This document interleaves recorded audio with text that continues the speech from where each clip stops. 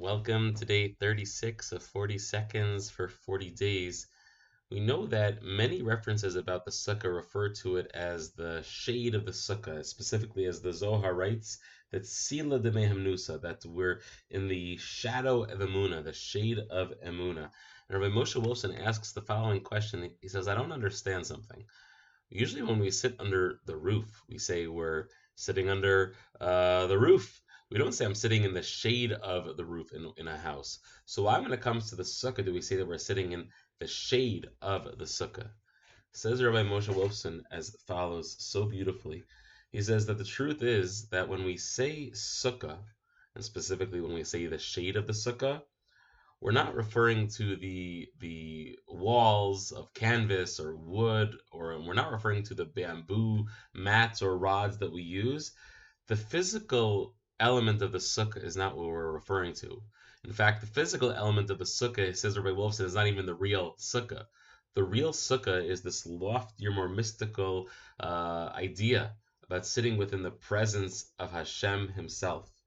And essentially, what we come to realize is that when you're in a physical structure, you talk about being in the under the roof.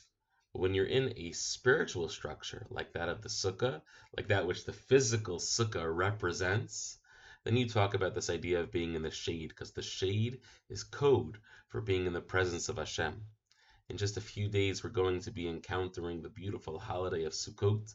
And over the next couple of days, we'll share some ideas as we prepare to get ourselves in that sort of a mindset and in that exciting time of year. But specifically, we understand that when we sit in the shade of the Sukkah, and we refer to it as such, is because we're preparing ourselves to sit in the presence of Hashem. These highest of holy days, Rosh Hashanah and Yom Kippur, are of course the most meaningful in that they create the opportunity for us to lay out the trail for the upcoming year.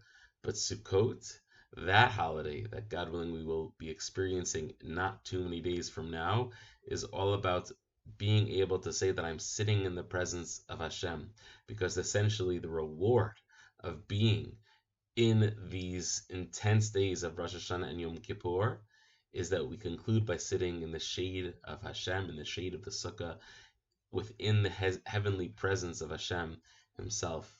Wish everyone a beautiful day.